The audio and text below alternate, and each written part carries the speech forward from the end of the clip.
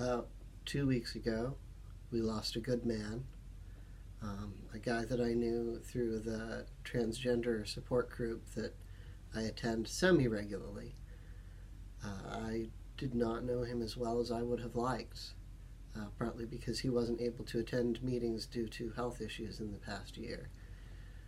But I would say that he was a friend.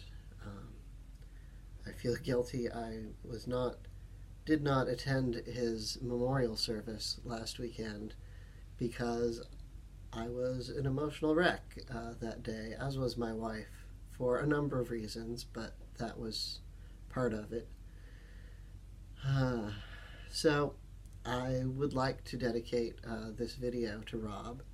And when I started going to that support group, I was looking for the advice and the experiences of people who were FTMs who were later into their life when they started transitioning. And Rob was that. He was a little older than me, but he was in his 40s, so less than 10 years older than me, and had fairly recently started transitioning when I met him. There are a lot of physical aspects of transitioning later in life that are different when you're older. Obviously, if you start testosterone when you're younger, there are some changes that may be more drastic because you're still going through your initial puberty, or coming towards the end of your initial puberty. So some of the physical changes can be very different, versus when you start later in life, there are irrevocable body changes that have happened because you've already finished puberty. And one thing that I don't see mentioned a lot, but some FTMs have gone through childbirth, which obviously causes physical changes that are not going to be undone by testosterone. I'm talking about the hips widening, bone changes. And so that's different. If you've got a pattern of male pattern baldness history in your family, if you're a teenager, that's a thing that's going to happen down the road. But if you start testosterone when you're older and you've got that to worry about, man, sometimes that shit is going to hit just right away. So it is very different physically. However, the big thing that I wanted to talk about are the social changes, the differences between transitioning socially when you are somebody that's older. A lot of times, somebody who's a teenager or in their college years or just entering the working world, they're able to make kind of a break from the old life and a new start. You're moving from one school to another, or moving from school into the working world, or moving from an initial starting job into, a new, possibly more career-oriented job. I know in this day and age, what is a career even? So maybe not, but there is sometimes a chance there to make a break from the old life and make a fresh start, and this is my new life as a man. If you are transitioning as somebody that's older, there are a lot of relationships that are settled. There's a lot of work history. You may be settled in a job that you are not able to leave because that would compromise your health insurance. And a lot of us have family. So kids, I mentioned, can be a thing. Some transgender men have kids that are their own biological children they have given birth to, and suddenly they're not mom anymore. And so they have to go through that, and they can have a spouse that is a legally wedded spouse, and some of them don't take that well. I've been very, very lucky, but a lot of people end up losing their relationships over transitioning, losing their family, or struggling fighting with family. There are transgender people with stories of their in-laws sabotaging their children against them, trying to coach their children to tell them that their own biological parent is a bad person for transitioning. And I don't think as a younger person you can quite wrap your brain around that. I'm not sure I can wrap my brain around that because I don't have kids. But the idea of your own family sabotaging your children, indoctrinating them to hate you after you gave birth to them, and have raised them up until that point, and loved them and still love them and continue to love them as a parent, regardless of what gender you are. In the process of sometimes losing a spouse, that can put not just a relationship at risk, but it can put financial security at risk, health insurance, your custodianship of your children, your guardianship of them. I mean, there is a whole lot there that can go wrong. And there are people that are later into life that put off transitioning, possibly even forever, and just remain in the closet because they are not willing to sacrifice their children's security, or their family's stability for the sake of their own happiness. And that's a hard choice to make. A lot of people are able to transition and have the family be happy, and not sacrifice that. But there's always a risk. Also, a lot of people are settled into a career, and that's also financial stability and insurance and everything. And you've got a whole work history that follows you. Some people do lose their job over transitioning. And as a 20-something, it is a little easier to find a job. I know the job market is ugly for everybody and anybody. But if you are somebody who is in the 45, 50, and older set, trying to re-enter the workforce after possibly having had a stable career for a long time, that is a hard, hard thing to do. Because the employers look at you as somebody who is going to be retiring soon, and you are not a sound investment to them as an employee a lot of times.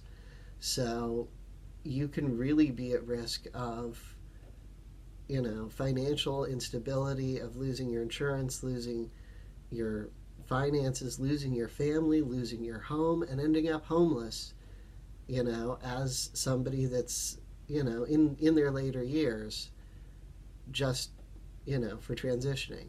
This is a worst case scenario, of course. But I want to make it clear that these are things that a lot of people do have at risk. And it puts it into perspective how strong and how deep-seated the need is to be yourself, to be the person that you are, that people do risk these things. When I was beginning my transition, and I had not began testosterone yet, but I came out to my boss and discussed how transitioning at work would look with her. I did that with the acknowledgement that even though I had been at that job for 5+ years, I might lose it. The state that I live in is an at-will employment state, and that means that you can be fired from a job for any reason, and they do not have to state the reason. And a lot of states are like that. So, yes, it's illegal to discriminate against somebody for being transgender and firing them for that, but how do you prove that's what they fired you for? So that's a real risk. And I was prepared. I was going through my head, what am I going to do if I lose my job? Where am I going to go? What is my next step? Is this worth it? Is this worth the risk of losing my job? I was very lucky that my boss said, okay, we'll make it work. The clients will just have to deal with it. Your coworkers will have to deal with it. And it's been great. Now, on the flip side, if all of these things go well, which sometimes they do, you still have to explain to your spouse, possibly to your children, to your aging parents, potentially, to friends who may have known you for 20, 30 years, 40 years as the opposite gender, that this is going to be changing, that I need you to use a new name, that I need you to use new pronouns. These are not people who have known you for 6 months, to a couple of years. These are people who have known you for what is a lifetime for some younger people. And you're having to tell them you need to put aside that you have known and been used to for decades and, change it.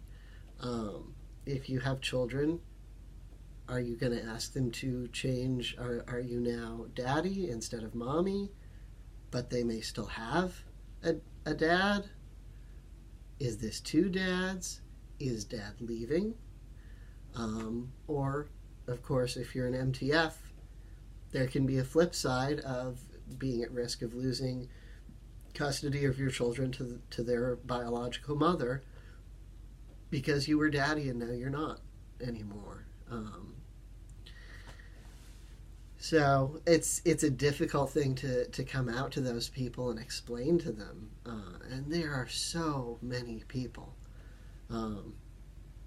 I was just astounded. Every time I thought I had covered all my bases I had told everybody on this checklist of, people that I felt like I needed to tell, I would come up with somebody else who was not a close friend, but an acquaintance or a friend I hadn't spoken to in a while. Oh shit, have I told them yet? I can't remember if I told them. Crap, I thought I was done with this. I'm a year and a half into my transition and I've got a beard and now I've got to go through, oh, by the way, at work, I have a client-facing job. I'm on a front desk.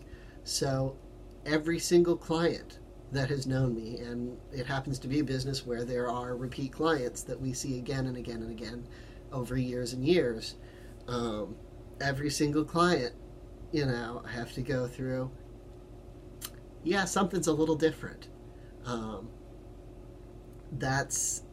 It gets exhausting sometimes to have to do it so many times over and over and over again.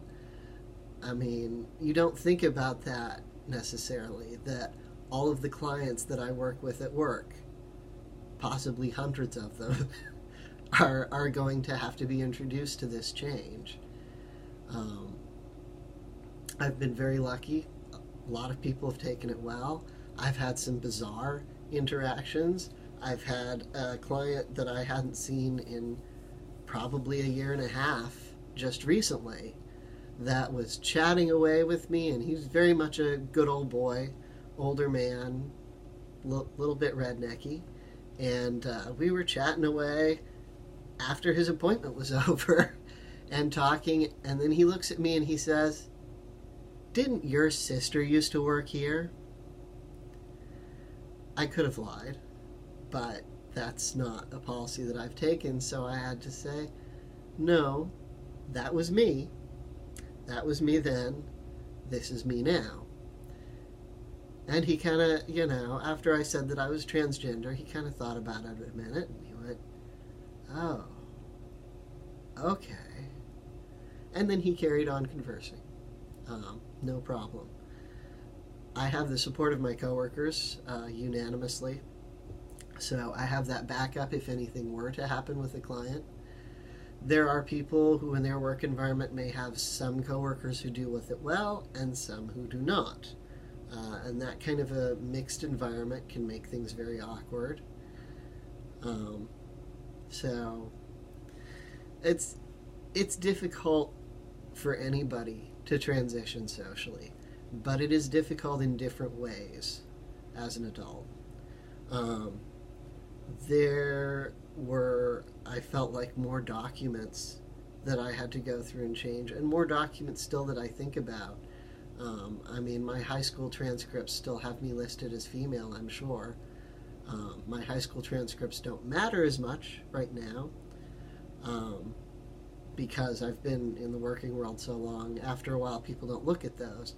But it's out there, and if we were ever in a position where having any old documentation that listed you as the other gender put you at risk for something, that could be a problem.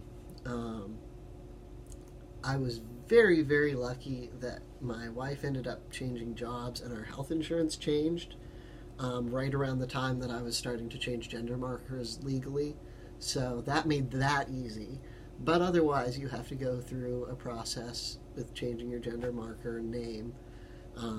The process for my credit card proved very difficult, unnecessarily difficult, I would say. A lot of faxing forms and then refaxing the forms because they didn't like how the copy of my driver's license looked because it wasn't clear enough, because that fax machine sucked. My birth certificate has my current name on it, my new name, but the gender marker has not been changed. And I'm not sure if it's worth it to go through that process or not. I do not have a passport. I'm looking to get one, although the government shutdown has made that an interesting prospect. But if you have a passport, you have to go through the battle of getting the gender marker name changed on that. And I have heard that that can prove very difficult because even though there are policies in place for that process, people don't always follow the procedures. And when I say people, I don't mean the people trying to get it changed. I mean the people in the offices in charge of changing it. There have definitely been reports of people saying, oh, this is the documentation you need. No, we don't like that. Provide more documentation that it doesn't say that you need. Provide documentation that you can't obtain. So there's so much more of a paper trail of you as a human being, so much more of a bureaucratic paper trail of your existence the older that you get. So that's more steps to go through, just red tape wise, when you transition as an older person. So it's a very different experience. I am saying this not to scare people. I have had a very good experience. I know that Rob had some hiccups in his experience transitioning socially. When I met him, he had remarried with a new wife, but his previous husband and his in-laws were difficult to deal with his transitioning. And he had to go through explaining things to his children, some of whom were older, some of whom were younger, and that makes that a different process depending on the age of the children. So it's things that I think somebody that's younger might not think about, what we go through when we transition as somebody who's older. It's things that I'm sure that cisgender people who are not super familiar with transgender people don't think about, and even some who are familiar with transgender people.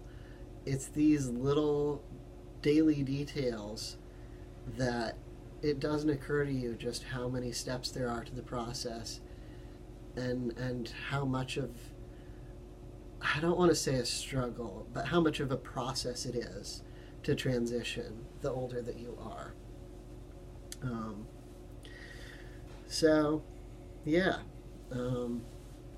Some of those things can very much be a concern as you get older, as far as like health insurance and wills, for beneficiaries, and power of attorney, and, who has control if you are in a position health-wise where you cannot make your own decisions. Those are definitely things that I think probably a lot of younger people don't think about.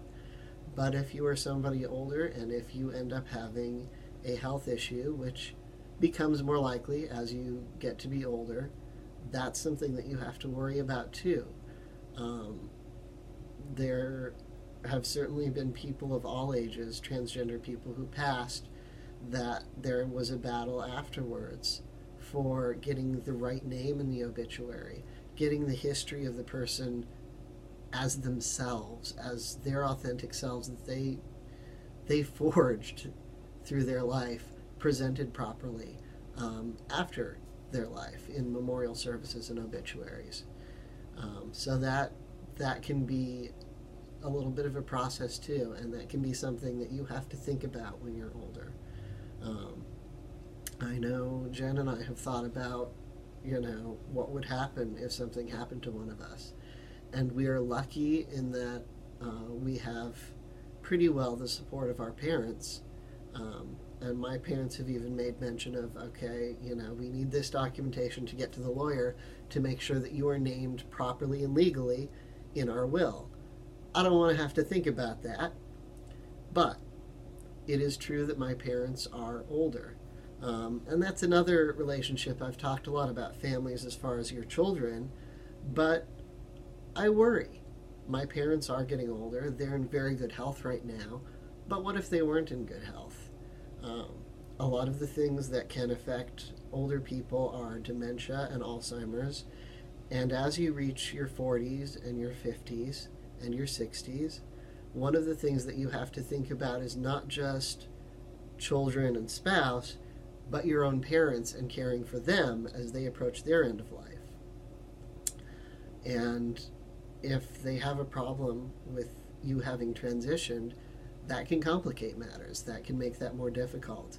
If they go through Alzheimer's or dementia and they see you as you are and they're remembering their daughter instead, are they going to recognize you? Is that process of not knowing who you are as their child going to happen earlier? Because that is not the face that they expect to see from the person that they remember raising as a child. These are definitely concerns that I have and that other transgender people who are older have, that just would not necessarily be the first thing that occur to somebody hearing about transgender people. So I don't mean for this whole thing to be a downer, but they are things that we have to think about. Sometimes life goes easily and life goes well. My parents are healthy. My parents have not been happy about my transitioning, but they have been accepting of the reality of it and the necessity of getting legal documents changed. My in-laws have been great with it. My wife has been great with it. She was my girlfriend when I started transitioning, and now we're married. So obviously that worked out well. I've been very blessed in how my transition has gone. I really have not lost friends, and I have not lost my job, and I have not lost health insurance, and things have gone very well. So I'm not trying to make all these things a negative, terrible thing. I'm saying that they are things that we have to think about, but they may go great. I've gotten lucky. I hope that any of you that have to go through this process also get lucky. But I also acknowledge that I am lucky, because I know that that is not the way that it goes for everyone. So I feel like I should have something more uplifting to end this video on, and I'm not sure that I do. Work has been kicking my ass, and work and other things have been kicking my wife's ass. So we have both been emotionally not doing great lately. But my wife's birthday is next month, and our friend is coming to visit for that. So that's all good stuff. That probably means I won't get a video made until later in March, because that's happening at the beginning of March.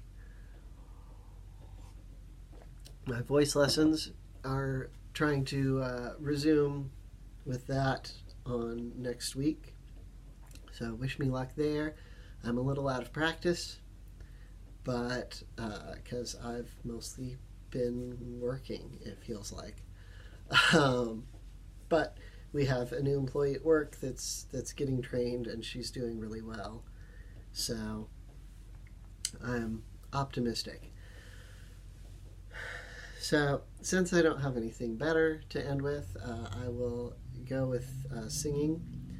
I didn't take a lot of time to practice, so I thought I would do a song that I knew really well and didn't have to write down the lyrics for and have a cheat sheet.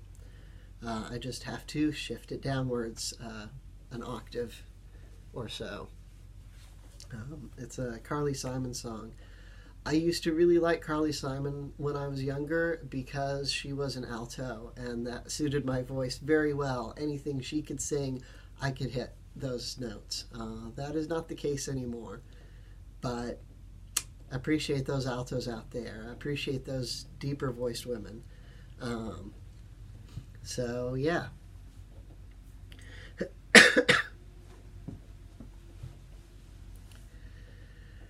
I've been doing a lot of thinking about growing older and moving on. No one wants to be told that they're getting on and maybe going away for a long, long stay. But just how long and who knows? And how and where will my spirit go? Will it soar like jazz on a saxophone, or evaporate on a breeze? Won't you tell me, please? 'Cause life is eternal, and love is immortal, and death is only a horizon. Life is eternal as we move into the light, and the horizon is nothing save the limit of our sight, save the limit of our sight. Here on earth I'm a lost soul, always trying to find my way back home.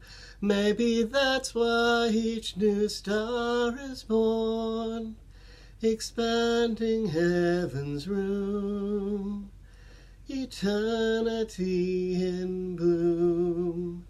And will I see you up in that heaven? In all its light, will I know you there? Will we say the things that we never dared? If wishing makes it so, won't you let me know? 'Cause life is eternal, and love is immortal, and death is only a horizon. Life is eternal as we move into the light, and the horizon is nothing save the limit of our sight, save the limit of our sight.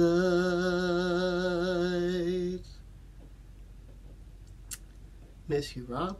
Catch you on the other side.